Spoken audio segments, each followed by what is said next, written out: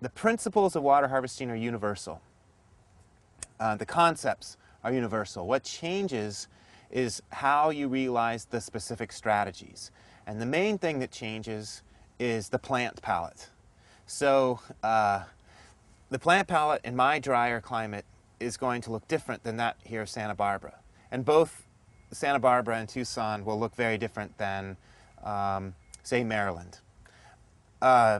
So in all of these contexts, you want to harvest water in the soil so that the soil moisture lingers longer into the dry season, shrinking the dry season, while simultaneously reducing flooding in the wet season, because more water is infiltrated than is flashed off. So water harvesting buffers extremes, be it wet climate, dry climate, or wet season or dry season. It works in both.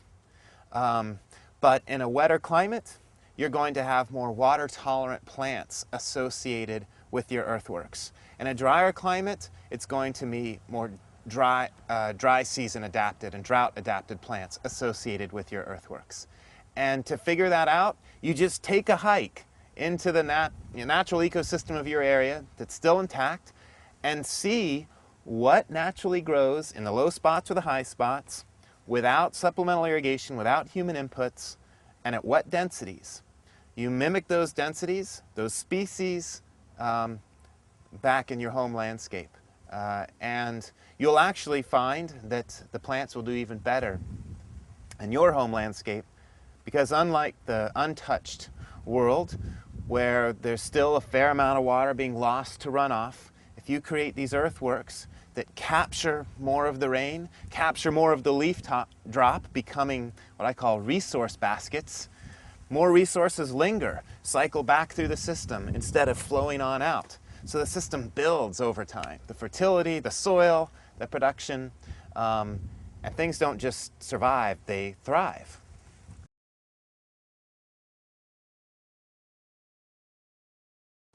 So some of the projects I'm working on is, first and foremost, is my home. So I live on 1/8 of an acre site just north of downtown Tucson with my brother and sister-in-law. And there we harvest over 100,000 gallons of water a year, rainwater a year, that just falls from the sky onto our site and the adjoining public right-of-way. And this is in a community only receiving 12 inches of rain a year. So by doing this, we have been able to eliminate the need for potable drinking water being used to irrigate our landscapes. And currently, 30 to 50% of the drinking water consumed by a typical single-family residence is just used to cast off into the dirt or irrigate the plants. So if everyone in the community were to do similar such strategies, we could reduce the community's current water consumption by 30 to 50%. In addition to this, and organizing along with my neighbors neighborhood tree planting projects, this has inspired others to do same in other neighborhoods. And then as some of my paid work, I have been hired as a consultant and a designer to develop more sustainable landscapes. For example, at the Milagro co-housing development, helped design a landscape that now that it's established can be irrigated entirely with harvested rainwater and household wastewater. No tanks, just harvesting everything in passive earthworks.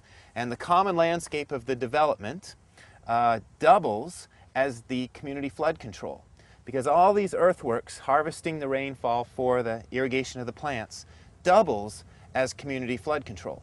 There's no runoff off the site. We had a civil engineer add up the cumulative storage capacity of all these micro basins between the houses from which the rainwater was directed, and found that the cumulative capacity exceeded the capacity of a conventional stormwater detention basin by 10 times. So it's great. We're getting the foundation of a water sustainable landscape and community flood control, enhanced plant health and productivity, just with an integrated approach. If people would like to get more information on harvesting rainwater, stormwater, gray water, they can go to my website, harvestingrainwater.com, And there's extensive resources, including information on demonstration sites throughout the world, where you can get photos, cost-benefit analyses, drawings on how different municipalities, neighborhood groups, whatnot, set up different water harvesting strategies in their area. You can then take those images and information to your local authorities, your neighbors, and say, hey, look what we can do. And instead of responding by saying, wait, you're crazy, I don't know what you're talking about, they will see because you will show them the images. And because precedent has already been made by these other communities, it's much more accessible. People see, oh, I can do that, I can go there. And I think it's also key that if this is something you want to pursue, then pursue it and start in your own life. Just implement some of these strategies in your own yard. And you're going to make some mistakes, you're going to screw up, we always do, but don't just leave it screwed up.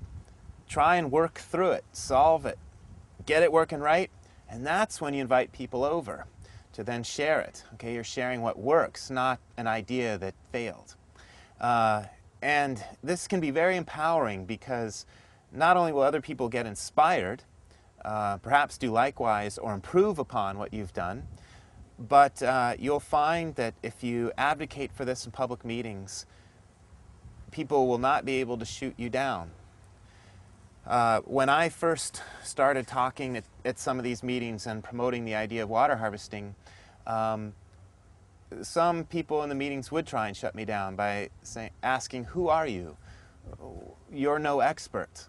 But once I was doing this in my own life and living this, I was an expert, as anyone could be, because I was relating from my direct daily experience.